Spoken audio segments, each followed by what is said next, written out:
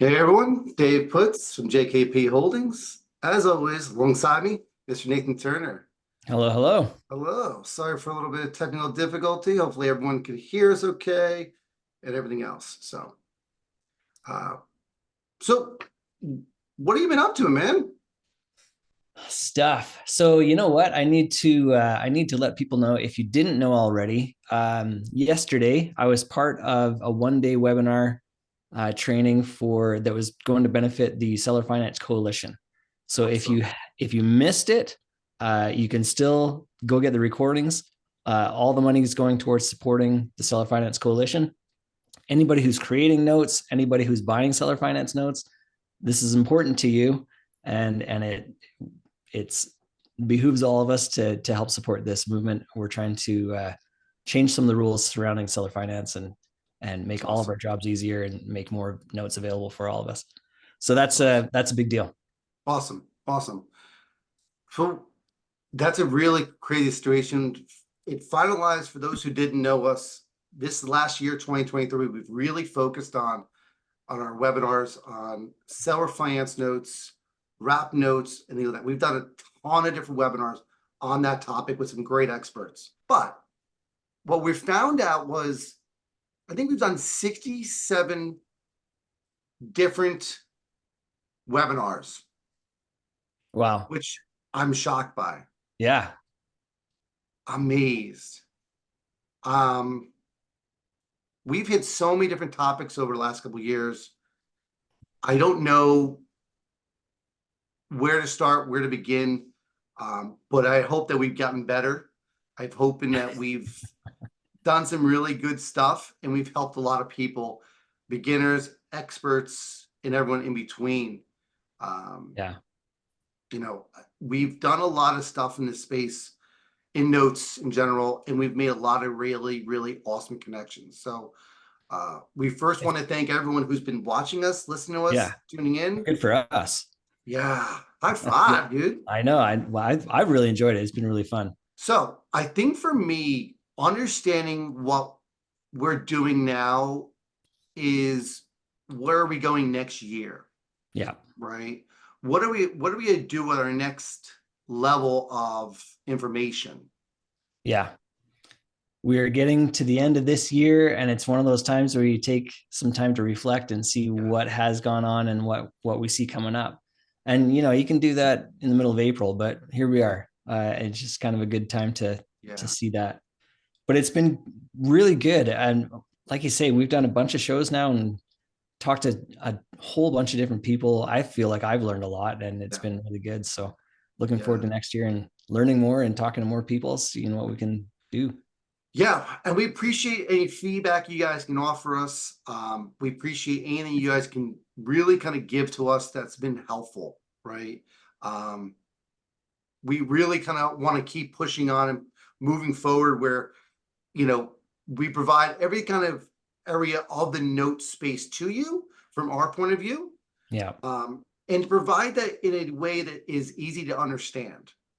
Yeah, absolutely. And I think that's something that we've done pretty well. Like kind of looking back is we're trying to not just target one specific group. Like we're trying to make this available for everybody, where somebody who's brand new can learn something and somebody that's been around for years and years can learn something as well. Yeah, we have a Yeah. lot of people tuning in today, and I think what we have pushed forth coming forward to us. Nathan, can you want to share about what we got going on in January for those who are looking to get to the next level? Man, so we started doing this year 2023 and going forward again. So we Yep. are doing an advanced intermediate to advanced level note class. So we've run across a lot of people who have taken kind of a beginner's course and have learned a bunch of stuff, but don't feel like they have the necessary tools to kind of take the next step. So we're starting up again in January, our next iteration of our advanced class. January 9th is scheduled to be our first class, and it's a 5-week course. You're going to get homework, you're going to get tons of information, more advanced than you probably got Yeah. in your beginner class. We're going to talk, we spend a lot of time, actually, 2 classes, uh, going through and working together to build your own bid calculator, which is a huge deal. Yeah, You can use somebody else's and that's fine, but you need to understand how it works and why it works. And so we go through that with you on how to build your own so that you know how to modify it sure. if and when the market changes. Yeah. And I hope that we can help you build out what you're looking for. Mm-hmm. Because this space is not all about performing notes, right? Even though we've really done a great job of getting to a point where a lot of notes are performing, they're not always going to perform. Right. This misbelief that performing notes, we buy only performing notes, or that's your target, those things will default. Eventually, they will. Not all of them, but they will eventually default. So we want to make sure that we can help out and create that calculator that really kind of gets you the leading edge on making sure you make an offer that makes sense to yourself. Yeah. Not focus on what the seller always wants. Make sure it's a win-win situation. Yeah. Making sure you make an intelligent bid on today's, you know, market and performance of that note. But what happens if? What happens if the market goes down? What happens if the value of the property goes down? What happens if they stop paying? What if? And so we're trying to build that in for you to help you understand how it Yeah, works and why it works and how you can deal with it going forward. absolutely. For those originators, please reach out. We have a special class for people who are originating debt. That's some private classes that teach you how to create sellable, valuable notes that you can really get the most money for. So we really encourage you to check that out as well. So, Yeah. Yeah. well, and I really excited. We're talking about the fact that we have not done a webinar with this gentleman in 2 years. It's almost 2 years a day. And I think it's one of the most watched, rewatched, re-listened to, and one we look forward to doing. So when we are excitedly joined by Mr. Pollio, it is awesome and always a pleasure to have him. Yeah. What's up, David? How are you? I'm doing great, guys. I hope you're both doing well. And as always, I appreciate the invite. And since I Yes. see you both there, you must completely, you both must be done with Christmas shopping and all the gifts. So, because We otherwise start that when? you should be out finishing up that right now. You Yeah. know what? After our show today, my wife and I are heading out, but not for Christmas shopping. We're actually done Christmas shopping. Today is our anniversary. Oh, happy Whoa. anniversary. 22 years today. Woo. Holy So we've been goodness. married a little while now. So we're gonna go out, hang out for the rest of the day, go out this evening, go for dinner and things. So it's not for Christmas, Isn't but 22 the Mercedes year? yeah, something like that. Yeah. Yeah, I think so. I thought it was paper airplanes, but I don't know. I'll No. look it up. Well, congratulations. That's awesome. Yeah, thank you. It's pretty fun. So I hope that we can, you guys have a great night and great weekend for each other. So, David, for those who are not familiar who you are, give a quick kind of background. How'd you come across getting into notes? What have you done since, and what's your role now? Yeah. So I actually got into this whole industry because of a failed bank. Right after grad school, I worked in the bond department for Bank of New England in Boston. And 4 months after I started, that one Friday night, the regulators came in and took over the bank. And the one thing that I learned that grad school never taught me was not to put your entire life savings 401k into the company that you're working for, because I witnessed people that were there for 30 plus years and realized that their complete 401k was basically zero because the bank failure.